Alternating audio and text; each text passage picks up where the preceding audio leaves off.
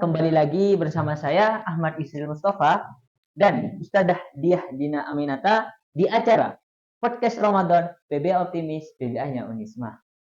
Uh, ini Ustadzah melanjutkan perbincangan kita di episode sebelumnya ya, masih terkait seputar Ramadan. Nah, ketika kita menjalankan ibadah puasa, tentunya banyak hikmah dan manfaat yang bisa kita ambil. Nah, apa saja hikmah dan manfaat itu, Ustadzah? Menurut Ustadzah? Baik, bismillahirrahmanirrahim. Ramadan itu merupakan sekolah bagi umat muslim. Selama 1 bulan kita benar-benar dilatih penuh, baik fisik kita maupun psikis kita. Secara fisik kita diminta oleh Allah Ta'ala untuk tidak berlebihan.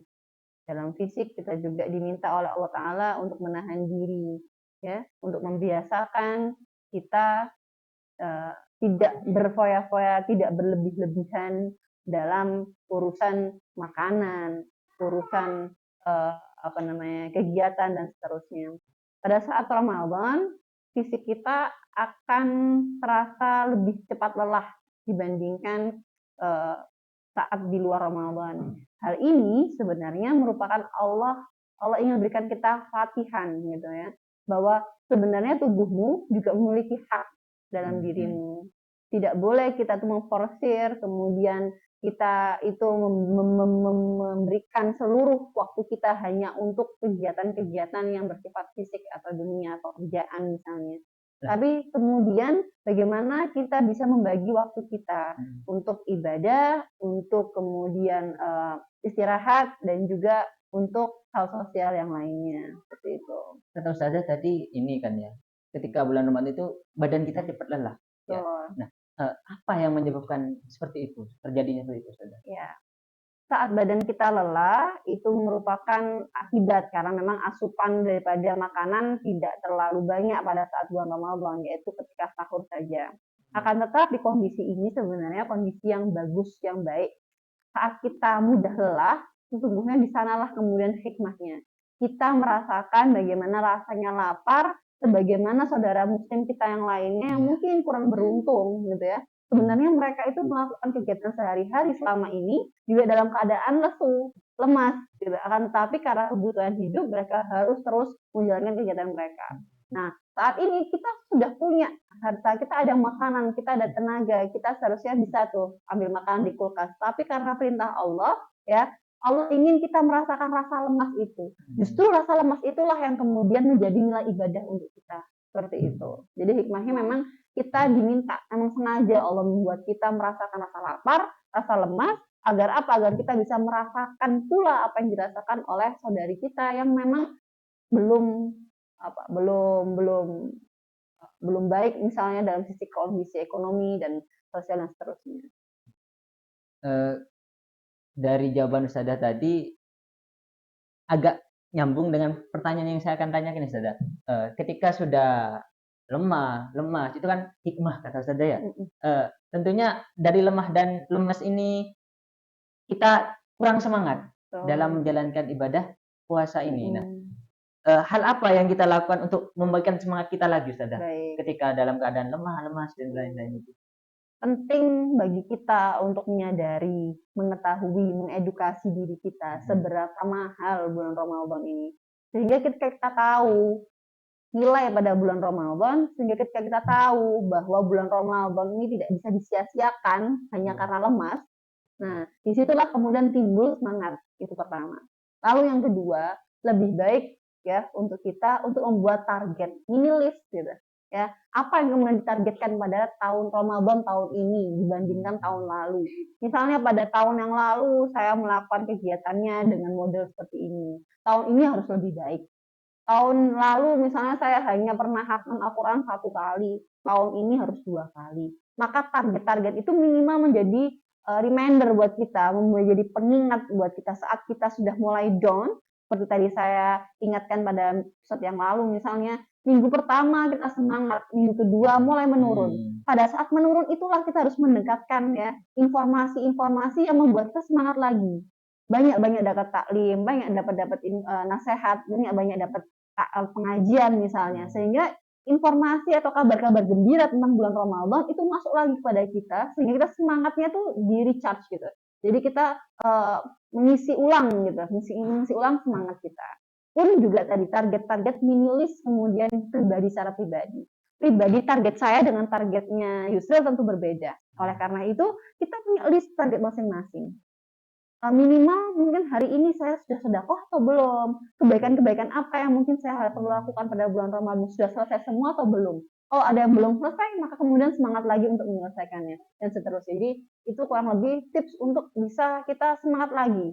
Yang pertama, recharge dengan mendengarkan ilmu pengetahuan, taklim, pengajian, nasihat. Lalu yang kedua, membuat menulis sehingga kita bisa targetnya itu bisa lebih baik. Jadi teman-teman, dari penyampaian Ustaz tadi bisa dipahami ya, dalam untuk memberikan semangat bulan Ramadan ini, kita yang pertama harus lebih sering recharge atau mendengarkan pengajian-pengajian atau ilmu, taklim, entah di majelis taklim atau dari teman-teman sendiri. Nah, kemudian yang kedua itu membuat target. Nah, semisal tahun lalu kita sudah hatamalkan 1 kali, kemudian gimana caranya ketika sampai di bulan Ramadan selanjutnya kita harus lebih daripada yang kita lakukan sebelumnya. Seperti itu. Nah, kemudian Ustazah kan ini selaku dosen ya, dosen PBA. Tentunya juga ketika dalam mengajar mempunyai rasa kadang capek ketika menjalankan ibadah puasa. Nah, kalau seperti itu Ustazah apa pernah mengeluh atau gimana mungkin? Kalau mengeluh tidak, tapi kelepasan mungkin. Karena memang Masya Allah mahasiswa ini dengan beragam bentuknya dan juga tingkah lakunya itu sering memang menggelitik gitu ya, kesabaran yang memang setipis kapas ini. Di situ kemudian baru ingat, oh ya ini Ramadan. Termasuk tarbiyah untuk diri saya sendiri sebagai seorang guru. Pada bulan Ramadan ini kan dikatakan bahkan naumu shaim ibadah. Tidurnya orang berpuasa itu ibadah. Ini biasanya dipakai modus untuk teman-teman mahasiswa agar bisa tidur saat pelajaran. Tapi yang bisa kita ambil daripada dalil tersebut adalah jika tidurmu saja bernilai ibadah, lalu bagaimana dengan kegiatanmu? Pasti nilainya juga lebih-lebih ibadahnya. Jika tidurmu saja Allah hitung sebagai ibadah karena kamu berpuasa, apalagi saat kamu belajar dan kamu sedang berpuasa. Pasti Allah juga memberikan pahala dan ganjaran lebih daripada yang kalian bayangkan seperti itu. Saya pun juga seperti itu. Karena saya misalnya berpuasa dan saya mengajar, jika saya mengajar di hari biasa saja sudah dapat pahala, apalagi kalau saya mengajar orang berpuasa dan saya sedang berpuasa. Maka betapa Allah menggulirkan pahala dan juga rahmat pada saat itu. Disitulah saya merasa bahwa, atau saya melihat bahwa saat pembelajaran itu adalah momen yang di situ Allah limpahkan rahmat bagi saya sebanyak-banyaknya. Karena saya juga mendengarkan, mungkin ini salah satu statement juga, jika kamu tidak mendapatkan air pada musim hujan, bagaimana mungkin kamu mendapatkan air pada musim kemarau? Gimana jika kamu tidak mendapatkan rahmat pada saat ini bulan obral rahmat, ya, bagaimana kamu bisa mendapatkan rahmat di bulan-bulan selanjutnya? Nah, begitu. Jadi kalau bulan Ramadan saatnya Allah menggugurkan rahmat kamu sama sekali tidak terbasahi dengan rahmat, bagaimana nanti kalau pada bulan kemarau atau pada bulan-bulan yang kering? Nah, tidak mungkin dirimu basah dengan rahmat seperti itu. Berarti semua kegiatan di bulan Ramadan ini semuanya bernilai ibadah, termasuk tidur. Nah, bagaimana jika tidur kemudian meninggalkan hal-hal yang wajib seperti sholat duhur, seperti itu saja. Gimana? Ya kita harus pintar-pintar. Makanya oleh karena itu saya tadi bilang berpuasa itu yang disiapkan tidak hanya kemudian makanan secara material, tapi juga kemudian bagaimana mengedukasi diri kita ya tentang apa saja yang harus dipersiapkan pada bulan Ramadan untuk sisi mental atau psikis kita. Niatmu apa pada bulan Ramadan ini? Kalau kemudian rasa lelahmu tadi itu dipakai untuk tidur dan kemudian meninggalkan hal-hal yang wajib, ya itu tentu saja menjadi hal yang salah. Bahkan dikatakan pada bulan Ramadan itu yang dilipat gandakan tidak hanya pahala, tapi juga dosa. Oleh karena itu, hormati bulan Ramadan, jaga kehormatan bulan Ramadan ini. Pada saat kamu melakukan ibadah Allah lipat gandakan, hati-hati pula pada saat bermaksiat pada bulan Ramadan. Bisa jadi Allah lipat gandakan pula. Maka saat itu ketika kita keluar pada bulan Ramadan, yang satu orang mendapatkan kebahagiaan yang berlipat, bisa jadi yang satu karena melalaikan bulan Ramadan mendapatkan kehinaan yang luar biasa pula. Seperti itu biasanya diakibatkan ini, Ustazah. Banyaknya teman-teman ini kalau malam itu begadang Hmm. sampai subuh karena takut nggak sahur dan lain-lain. Akhirnya ketika di pagi hari mereka itu tidur sampai di waktu hampir buka seperti itu, Ustazah. Hmm. Jadi ya gimana ya? eh, Tanggapan Ustaz terhadap Fenomena. fenomena seperti itu. Baik, sebagaimana tadi saya ulang berulang-ulang bahwa Ramadan itu merupakan sekolah. Kalau seandainya sekolah pada bulan Ramadan ini kita tidak berhasil, maka bulan selanjutnya pun juga bisa jadi tidak berhasil. Pada saat Ramadan kita ini diminta ya oleh Allah untuk mengendalikan nafsu. Mengantuk, tidur, ya makan itu nafsu. Nah, kalau nafsunya itu kemudian kalian tidur sepanjang hari hanya dengan alasan karena berpuasa, maka sesungguhnya kalian tuh sedang memanjakan nafsunya kalian untuk tidur tadi dan tidak melaksanakan aktivitas apapun. Oleh karena itu, pada bulan Ramadan sebenarnya kita tuh diajari untuk memanage waktu. Selesai tarawih, kita diminta untuk tidur, segera tidur. Agar bisa apa? Qiyamul lail. Qiyamul lail bangun lebih awal, bisa sholat sholat tahajud terlebih dahulu, lalu makan sahur dan menunggu sholat subuh. Nah, kalau kita sudah mampu untuk meletakkan kegiatan-kegiatan tersebut pada waktunya, maka saya rasa yang diceritakan Yusuf tadi tidak akan terjadi. Jadi ketika Yusuf menceritakan hal tersebut, bisa jadi yang bersangkutan sebenarnya tidak tertib meletakkan waktu. Soalnya Padahal, terkadang saya juga gitu, Ustazah. oh begitu, teman pribadi ternyata ya. Iya, Ustazah. Jadi kalau bulan Ramadan sudah bisa menempatkan waktunya, ya, Iya. yaitu dengan cara apa tadi? Saatnya, waktunya sholat, waktunya ibadah-ibadah, istirahat dan istirahat, maka insya Allah hal-hal tersebut tidak akan terjadi. Itu satu, dan yang kedua, perlu disadari bahwa rasa lapar, malas, ngantuk itu sebenarnya nafsu. Yang kemudian itulah menjadi ujian kita pada bulan Ramadan. Kalau kita memanjakan hal tersebut, maka nilai Ramadan kemudian apa? Padahal kita diminta untuk mengendalikan nafsu kita. Seperti itu.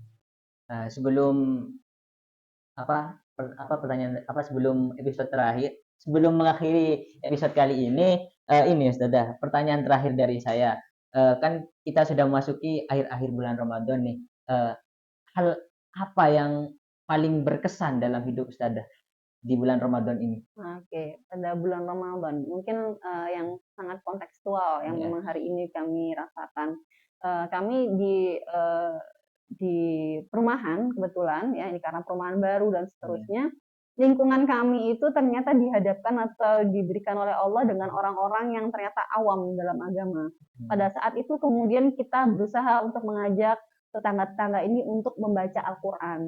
Saat itu kita bilang, nggak apa-apa hadir walaupun hanya menyimak. Nggak apa-apa hadir walaupun misalnya membacanya itu menggunakan Latin. Intinya, ayo jangan sampai ibu-ibu kita ini kehilangan momen untuk membaca Al-Quran pada bulan Ramadan. Dan Alhamdulillah, 1-2 orang pada tahun yang lalu. Namun kini sudah mulai bertambah dan bertambah.